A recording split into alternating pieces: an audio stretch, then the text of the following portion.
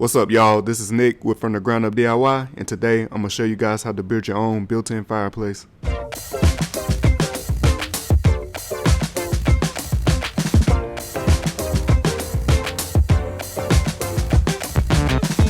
So last year, right before the holiday season, I decided that I actually wanted to make a present for my parents for Christmas, and after speaking to them, they decided that they wanted a fireplace to go in their living room. So with knowing that information, I went ahead and planned it out, and then I got right to work. The fireplace that I'm going to be using for this project is a 50-inch electric fireplace, and the plan is to basically make a box that the fireplace could sit in. So the first thing that I need to do is to move the old furniture so that I can go ahead and measure the wall. Before measuring the wall, I use my stud finder to locate all the studs in the wall first, and I use some painter's tape to mark the location of each stud. After that, I measured the wall and decided that I wanted the fireplace to be 4 feet tall and 5 feet wide. Now that I have the measurements for the wall, I use a combination square to mark the center of the wall, and then I use my tape measure to mark 2.5 feet from this center point on each side, which gave me the boundary for the fireplace. I took the fireplace out of the box and centered it against the wall between the boundary in order to check that the 5 feet would be a sufficient size for the fireplace. After looking at the fireplace, I noticed that I somehow messed up the measurements that I took from the center point of the wall, and the fireplace boundary was actually a little less than 5 feet now. So to fix this, I extended the marks that I made a few inches over, and now the fireplace will be close to 5.5 feet. I used my Dremal and a trim puller to cut and remove the roundover and baseboard in this section.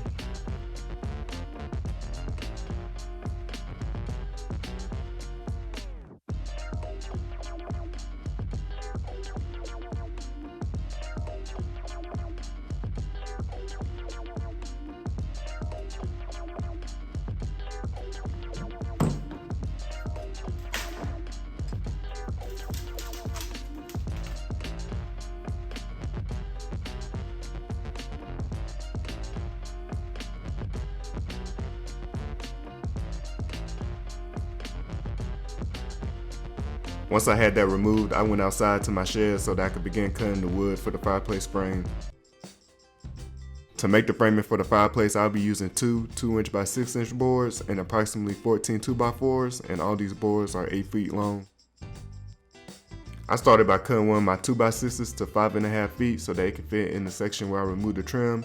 And before you put the board in place, you want to make sure that you remove any nails that might be sticking out of the wall.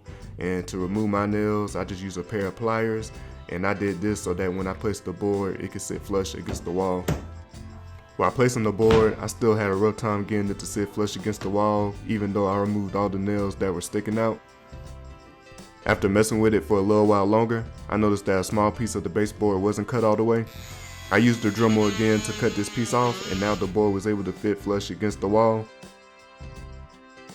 I put in a few finished nails to hold the board in place while I secured the board against the wall using some wood screws at the corresponding stud locations.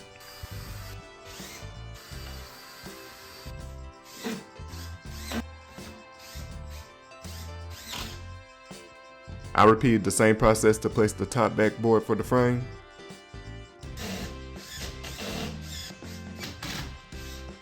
Next, I had to figure out how far I wanted the fireplace to stick out from the wall, and after careful consideration, I decided that the fireplace will extend 8 inches from the wall, and this will be enough room for the fireplace to ventilate correctly without the fireplace having a bulky look.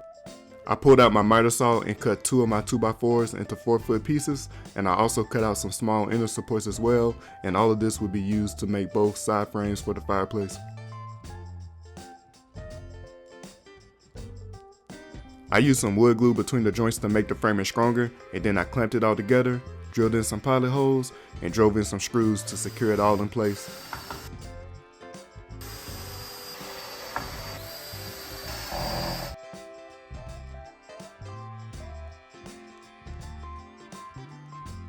Once I got both sides done, I attached them to my 2x6 boards so that I can go ahead and start on the face frame.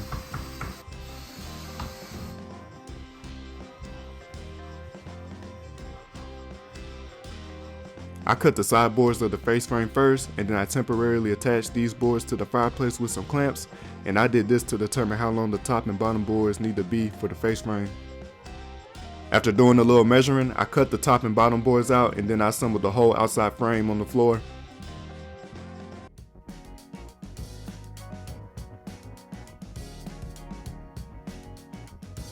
When I was planning out the build for the fireplace, I originally only wanted the fireplace box by itself, but then I had the idea of adding a raised hearth to the fireplace. And for those of you who don't know what a raised hearth is the floor of the fireplace that is usually raised 1 to 2 feet off the ground.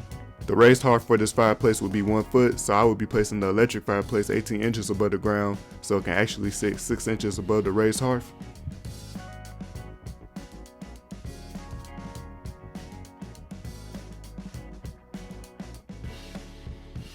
Now that these supports are secure in place, I went ahead and placed the electric fireplace in the face frame in order to determine where to place the side supports so that the fireplace will be centered.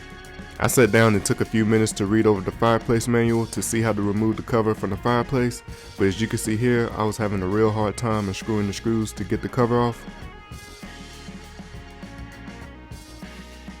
To make sure that I don't waste any time, I decided to wait until later to remove the cover from the fireplace, and I just used my tape measure to adjust the fireplace until I had the same spacing on both sides. Once I had it centered, I placed the side supports and marked where they need to be on the face frame. One thing that almost slipped past me is that the electrical cord for the fireplace is located on the right side, so I need to cut a hole in my side support so that it can be flushed against the fireplace.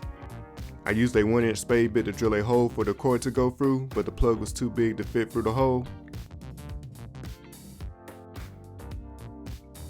To make the hole bigger, I used my jigsaw to cut the inside out a little more, and this time the plug fit through the hole just right.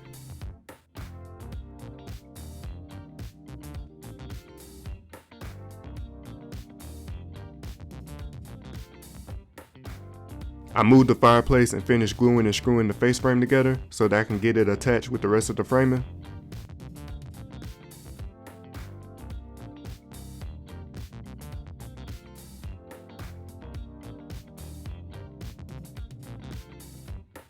At first glance, I thought I made the face frame too wide, but with a little bit of persuasion, I was able to get it to fit and the framing was complete.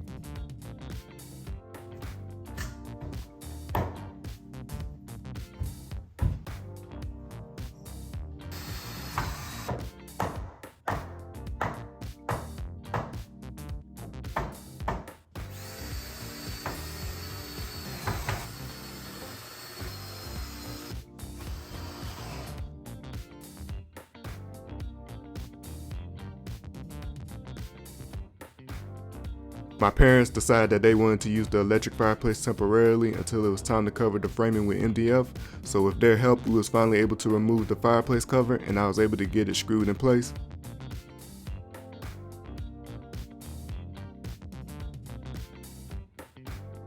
Before I cover up the framing with MDF, I need to go ahead and make the raised hearth for the fireplace. The construction of the raised hearth will be similar to the rest of the framing. It will consist of a face frame, 2 side frames, and a stretcher along the back to ensure that the hearth is sturdy. The face frame of the hearth consists of 2x4s that are cut to the same width as the fireplace face frame, and there will be 5 inner supports as well. I assembled this face frame like the rest of the framing by squeezing out some wood glue, putting in a few finish nails, drilling in my pilot holes, and then driving in some wood screws.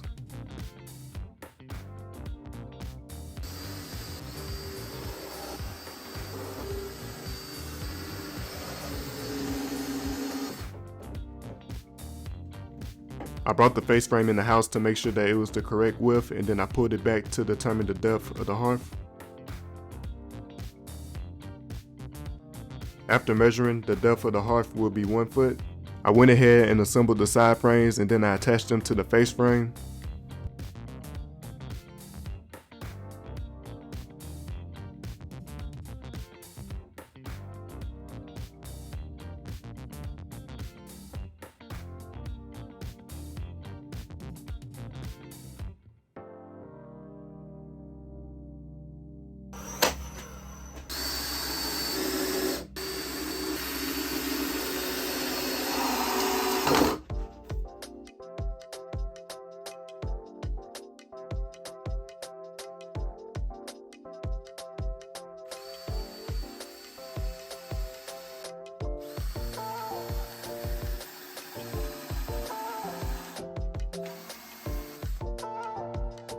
To make sure that the hearth is sturdy and easier to attach to the fireplace, I added a stretcher board to the back at the top of the hearth. I attempted to drive some screws in from the side, but I quickly realized that I don't have any screws long enough to do this, so a better solution is to make some pocket holes, and with those I'll be able to attach the stretcher from the inside. The best way to make these pocket holes is to obviously use a pocket hole jig, which I do have, but I was being lazy at the time, so I decided to do it a different way. To drill the pocket holes, I put my screws at a 45-degree angle and just drove them in that way, and as you can see, there's a little movement in the wood when you do this, but it doesn't need to be perfect since the hearth will be covered with MDF. I really liked how the raised hearth came out, and the stretcher that I added made it easy to attach to the fireplace.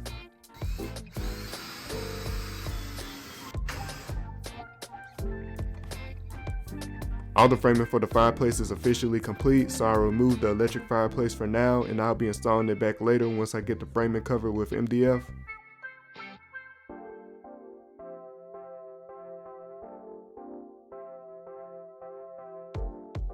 I got two 3/4 inch sheets of 4 foot by 8 foot MDF to cover the fireplace and raised hearth with. To rip the MDF to size, I will be using my track saw. The first boards that I need to cut are the size of the fireplace, so I used my Drywall T-square to mark the measurements, laid the track down on the lines, and then I made the appropriate cuts.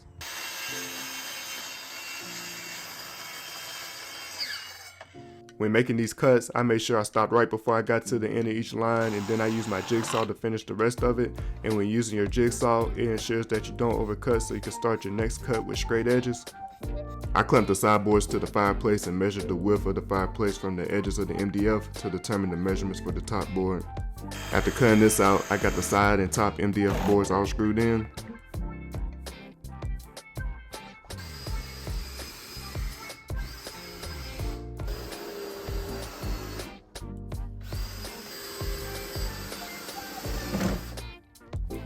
When making the cut for the top board, I accidentally made the board a little too long, so I used my router and a flush trim bit to get it back even with the edge of the sideboard.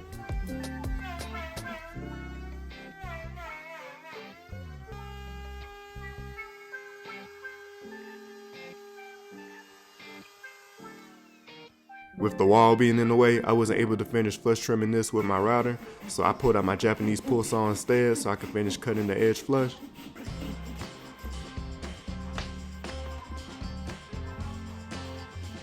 I also flush trimmed the rest of the MDF boards as well to make sure that they were even with the fireplace frame.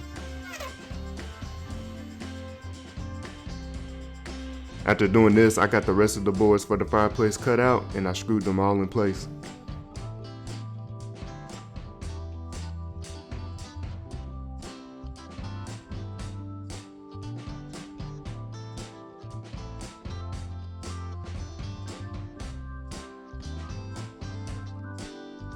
I grabbed the electric fireplace and reinstalled it back into the opening, and since the fireplace will be here for good now, I went ahead and placed the decorative rocks that came with the electric fireplace, and I also cleaned the glass cover real good with some Windex.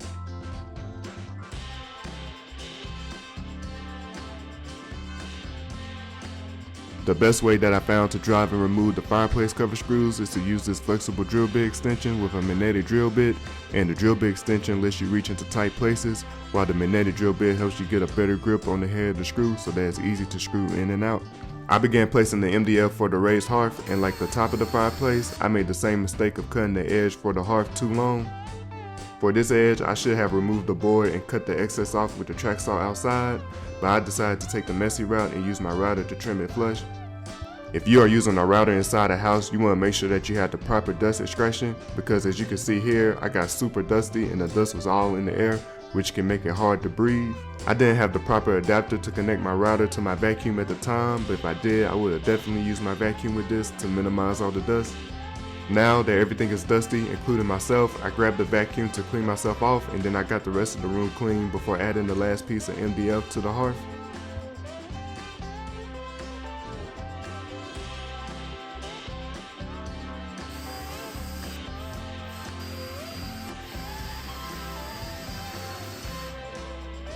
I use spackling to cover all the gaps between the MDF and the screw holes, and before I sand the spackling down, I got my new dust extractor all set up.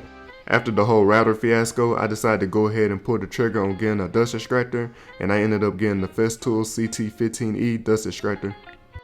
I was thinking about getting a Festool sander as well, but I didn't have the money at the time to get both, But to attach my Festool hose to my Makita sander, I bought this adapter from this company called Tool Curve, and they make a lot of different guides and adapters for woodworking tools. This is my first time using the dust extractor, and I'm really impressed with it. There was no dust when I was sanding the Spackling and MDF down, and the best part of this dust extractor is that it turns on and off with the tool that you are using. Once I got done sanding, I had to flush trim the edges of the raised hearth again and also the top of the fireplace. And when doing so, I accidentally made a few dents along the top edge, but to fix this, I placed some spackling in these dents, and I also placed some on this corner that was peeling up. Next, I'll be placing trim around the border of the fireplace, but before I do that, I brought in the walnut that will be going on top of the fireplace and raised hearth. I picked up these walnut boards from GPS Hardwoods in Kernersville, North Carolina, and they have a nice selection of hardwood, and the owner Glenn is very friendly, so if you're around the area, make sure you give them a visit. Since the raised hearth is sticking out 1 foot, the boards for it will need to be glued together, so I moved and flipped the boards around on the floor to determine what boards will be used for the raised hearth. And once I got them in the orientation that I like, I made sure to mark the boards so that I could keep track of them for when it's time to glue them all up. And if you guys are enjoying this video so far, make sure you take a few seconds to like this video and to subscribe to the channel, and I'll really appreciate it. I'll be using some 1" by 4" MDF trim boards to cover the border of the fireplace. To cut these boards, I use my miter saw at a 45-degree angle, and then I use some Gorilla construction adhesive on the back of the boards in order to minimize the size of the gaps between the trim and the fireplace. And once the board was in the right place, I used some brad nails to secure it down.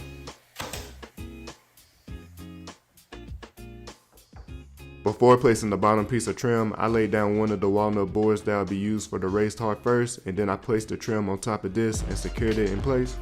The reason for this is that once the walnut is glued up, it will need to sit flush against the fireplace, so by adjusting the spacing of the trim, it will be able to do so.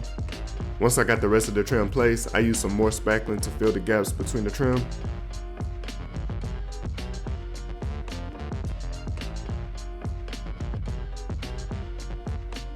To add a little razzle dazzle to the fireplace, I ordered some decorative trim with my family's last name on it and a crown.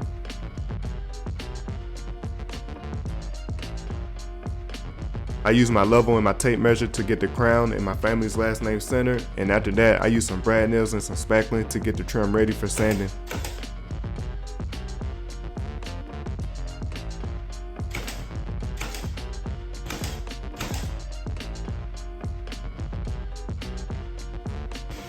After sanding the trim and any other spots that needed sanding, I used a towel to wipe off any dust that may still be on the fireplace, and now it's time to get to painting. My parents decided that they wanted to go all white for the fireplace, so I'll be using this Valspar Satin Interior Ultra White paint to get the job done.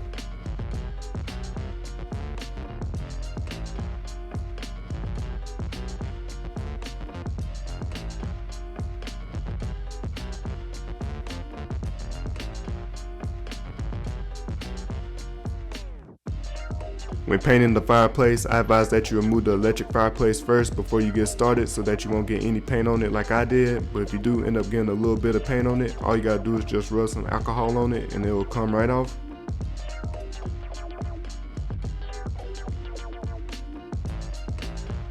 With the painting being all done, I can go ahead and start the glue up process for the walnut boards. The boards that I will glue up first are the boards for the raised hearth, and I originally wanted this layout for the hearth, but after looking at the board some more, I believe that this new layout would look better. The edges on my walnut boards are not straight, so I clamped the boards together to cut a straight edge on both sides.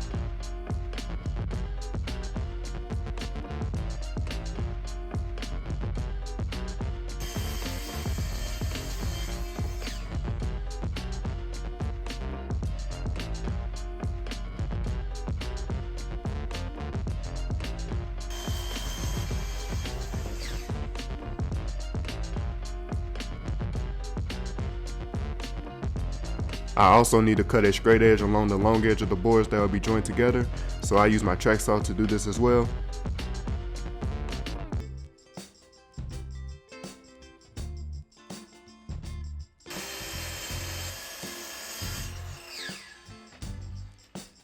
To keep the boards in line during the glue up, I'll be using dowels, so I use my carpenter's pencil to mark all the spots where I plan on putting the dowels.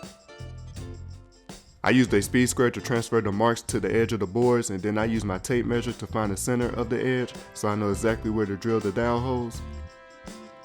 As always, I'll be using the Dowl-It Jig to drill the 1/2 inch holes for the dowels, and it's best to use a depth stop so that you don't drill the holes too deep, but if you don't have one, you can use tape on your drill bit to mark where you need to stop.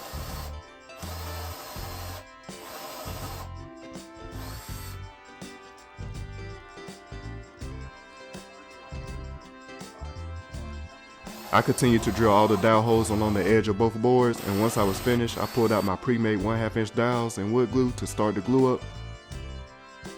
The first thing I have to do is to cut the dowels down some so that they match the depth of the holes that I drilled, and to do this I use my Japanese pull saw to trim the dowels to the correct length.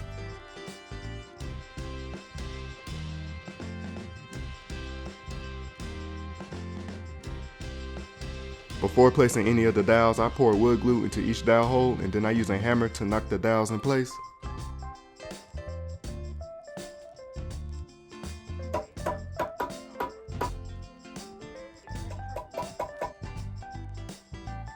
To join the boards together, I used my hammer and a towel so I wouldn't mess up the edge, but as you can see, the boards were not buttoned up together, and this was because the dowels were too long.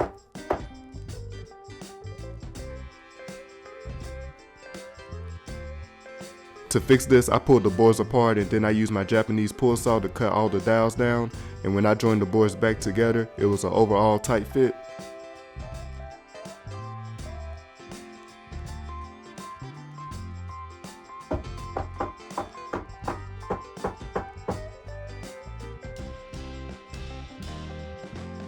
I used parallel clamps and F-clamps to clamp the boards together, and I made sure to wipe the glue squeeze out with a towel.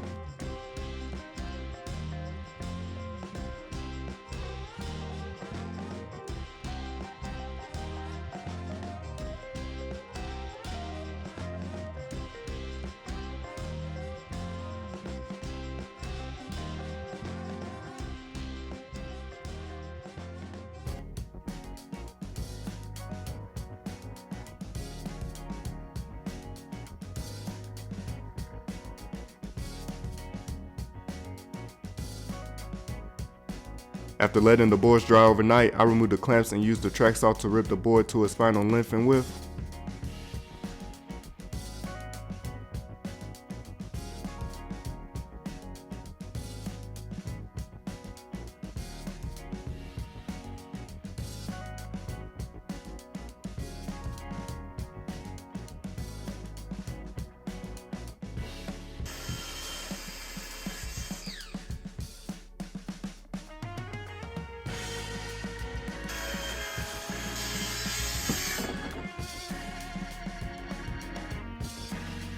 I repeated the same process to glue up the boards that will be going on top of the fireplace.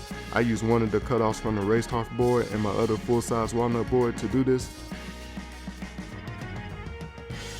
The only thing I did different for this glue up is that I didn't use any dowels, and the reason for this is because the cutoff from the raised hearth is not that big, so it'll be less likely to shift when I glue it together.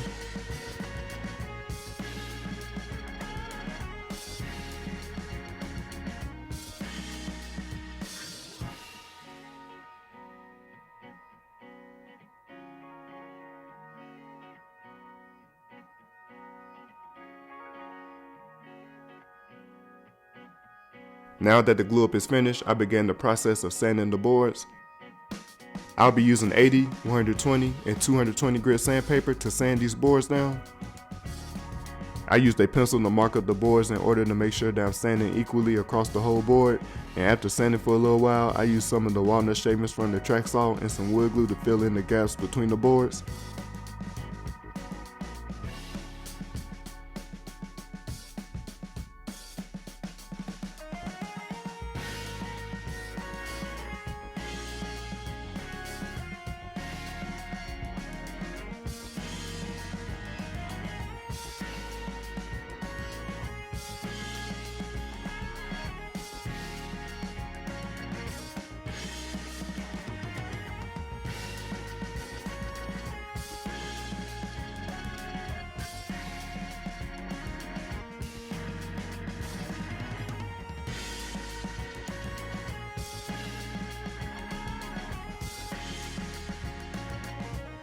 With the sanding all finished up, I cut the last straight edge on the fireplace board, and then I wiped off any dust off the boards before I started applying the finish.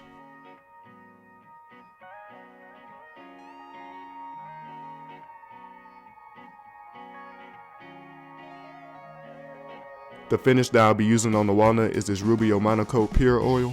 The finish uses a 3-to-1 ratio, which consists of 3 units of component A and 1 unit of component B, which is the accelerator. And to make sure I use the appropriate amount of each, I bought a syringe so I can measure each component out correctly.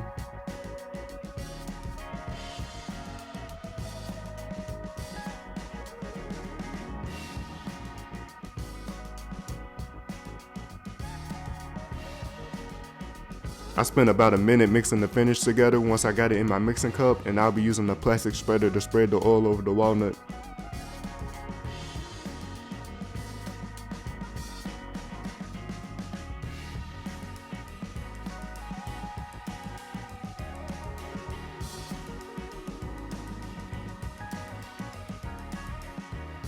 This was my first time using Rubio, and I was very impressed with how it brought the color out of the walnut.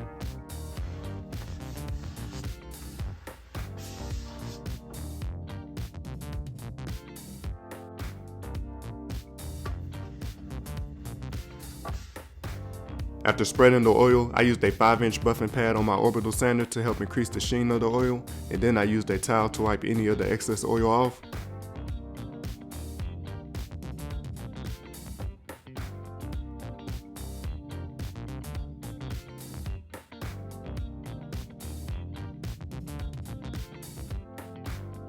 I let this board dry overnight, and as you can see, the Rubio makes a huge difference on the color of the walnut, and I love how this board came out. I brought the finished walnut board into the house so that I can go ahead and install it on top of the raised hearth.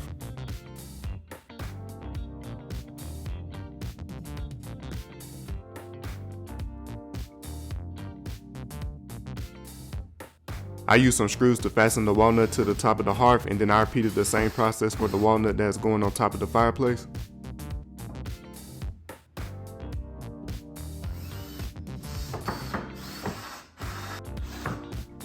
With the walnut boards attached, the fireplace is basically finished. The last thing that I need to do is to hang this round gold mirror that my mom got to go on top of the fireplace. This mirror will be leaning against the wall, but to make sure that it doesn't fall, I installed a drywall anchor and screw into the wall so that the mirror can hang on this.